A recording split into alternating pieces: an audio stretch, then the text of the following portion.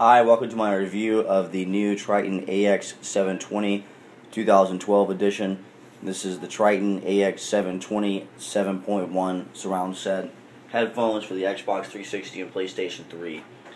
This is what the box looks like. You can pick these headphones up. I got mine at Best Buy. I've seen them on Amazon. They run at $130. This is not going to be a very detailed review. This is more so for people that have already had a pair of gaming headphones and they're looking for something different, or they've already had the Tritton AX720s and they're just simply looking to upgrade to this headset, which is what I did.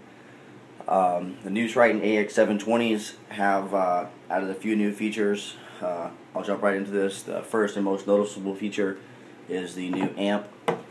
This is equivalent to the decoder in the previous Tritton headset. It's also basically the same thing as the Astro mix amp.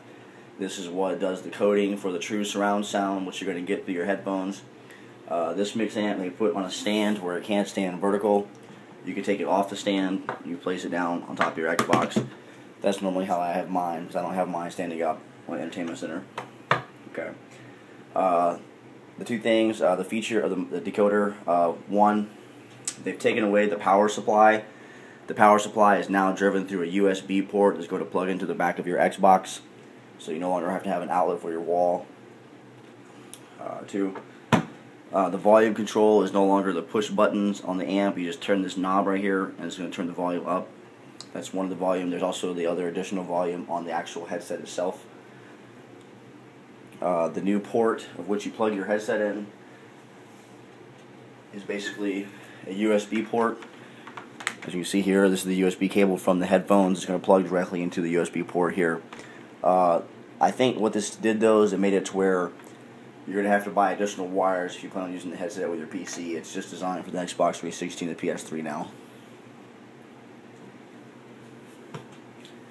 The headset itself has not changed at all cosmetically.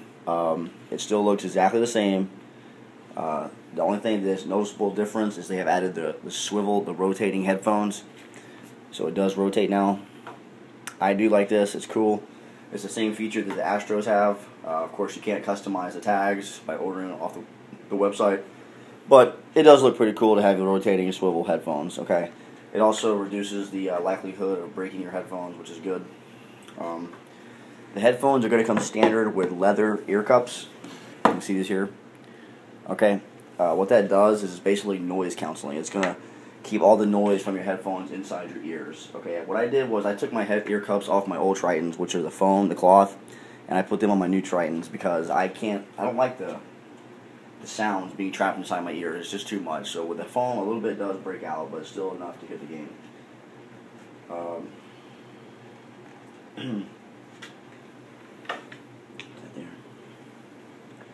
The volume control on the wire for the headphones pretty much looks the same.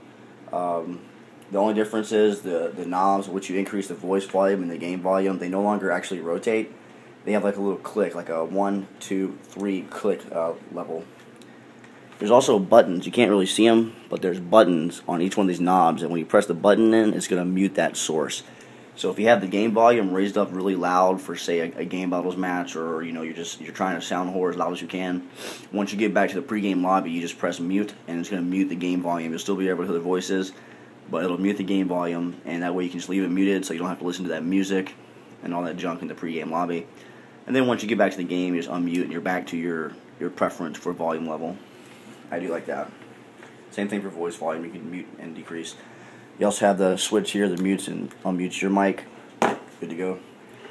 One thing that they did take away from the wire, which I don't really like, is there used to be a pin attached to the wire, like a clip that you can clip onto your shirt or to your collar. That's no longer there, so this wire kind of hangs freely. It's kind of annoying, but if you're like me, I prefer wire over wireless any day, just because I'm a fanatic about lag. I don't know how much lag is there, but I know there's a little bit of lag versus wireless, so that's why I prefer wires. One thing they did include in the new package for the 2012 edition is the adapter for your Xbox 360. I know a lot of people didn't like having to buy the headphones, and then they had to go buy the additional adapter for $20, which looks like this. You plug it in the back of your Xbox, and this hangs out to where you can plug your optical cable for your sound, your audio. This will hang out the back of your Xbox. It'll plug in right here. The package does come with the optical cable, so you will get the optical cable. Like I said, it's going to plug in directly to here. Once you have that hooked into your Xbox, and then the other side goes into the back of the decoder. Okay. Another thing that they changed with the new Tritons, which I do like, is they have the, I don't know if a lot of you guys remember back in the old days, the original Xboxes, 360s that came out, they had the puck style micro for the Xbox Live Microsoft, the chat wire. This plugs into your controller. This hand plugs into your headset. Okay, the difference is having this puck is going to keep this piece from rotating inside your controller, which on the previous Triton editions, these wires shorted out a lot, and the wiring, you had to replace the wires, you had to buy new wires. So with the puck style, once you plug it in, this little metal piece right here is fixed inside the controller, and it's not going to turn no matter what. So that is a good thing. As far as the quality of sound, I've had Turtle Beach X41s, and I've had the Astro A40s with a mixed amp. I took the Turtle Beaches back because, to me, the sound quality in the Tritons is just a lot better. That's my preference.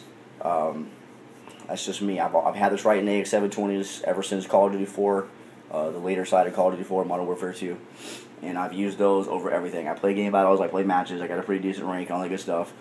I had the Astro A40s. I had them for about 2 weeks before I sent them back, because after shipping and handling all the parts, the pieces, and everything, it was over $300. And once I got the headphones, I put them on. Yes, the quality is amazing. The customization is amazing. I love it. I love the whole having top-of-the-line headphones. But the sound quality for that price, which is double the price of these headphones, was maybe 1 star more. Even in my opinion, and I just say that to be lenient. I mean, honestly, I think the Tritons are head-to-head with the Astros as far as sound. The decoder does an excellent job of having the true surround sound, and to me, the only difference is the headphones themselves. The Astro A40's headphones are designed better, and I think they're more durable than the Tritons. But as far as sound quality, I think they're equivalent. That's my opinion. The Triton, like I said, these new 2012 editions, a lot of improvements. The rotating ear cups, the new amp, it's very good. I love the chat options, so I'm looking forward to continuing to use these. They run at $130 approximately. Probably get them on cheaper on eBay. But look out for them. And if you decide to get them, post your feedback. Let me know what you think about them. Thanks.